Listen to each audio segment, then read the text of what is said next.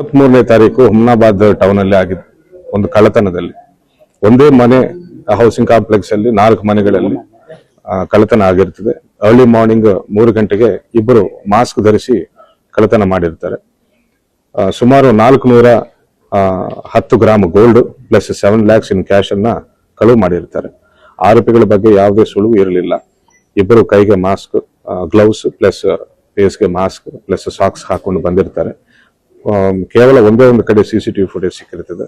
ಆ CCTV footage follow ಮಾಡ್ಕೊಂಡು ಹೋದ್ರೂ ಯಾವುದೇ ಸುಳಿವು ಇರಲಿಲ್ಲ.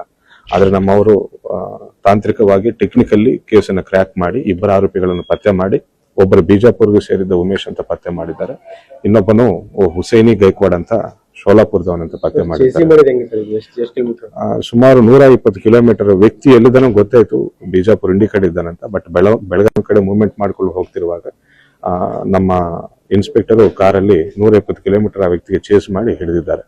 ಅದೇ ರೀತಿ ಹುಸೇನಿ ಗೈಕ್ವಾಡ್ ಅನ್ನೋನು ಕೂಡ ಶೋಲಾಪುರಲ್ಲಿ ಸುಮಾರು 25 HBT ಪ್ರಕರಣಗಳಲ್ಲಿ ಆರೋಪಿಯಾಗಿರ್ತಾನೆ, ಹ್ಯಾಬಿಟಲ್ ಆಫೆಂಡರ್ ಆಗಿರ್ತಾನೆ. ಆ ವ್ಯಕ್ತಿಯನ್ನು ಕೂಡ ಶೋಲಾಪುರ ಪೊಲೀಸರ ಸಹಾಯದಿಂದ ಹಿಡಿದಿದ್ದಾರೆ.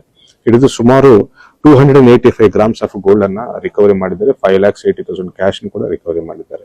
ಈ ಎಲ್ಲ ಪತ್ತೆ ಕಾರ್ಯಾಚರಣೆಯಲ್ಲಿ ಭಾಗವಹಿಸಿದ್ದ ಸಿಬ್ಬಂದಿ ಅಧಿಕಾರಿಗಳಿಗೂ ಕೂಡ ನಾನು ಧನ್ಯವಾದಗಳನ್ನು ತಿಳಿಸ್ತಾ ಇದ್ದೇನೆ. ಹಿಂದೆ ವೈರಲ್ ಆಗಿತ್ತು ಸಿಸಿ ಕ್ಯಾಮೆರಾ, ಅದೇ ಎಸ್.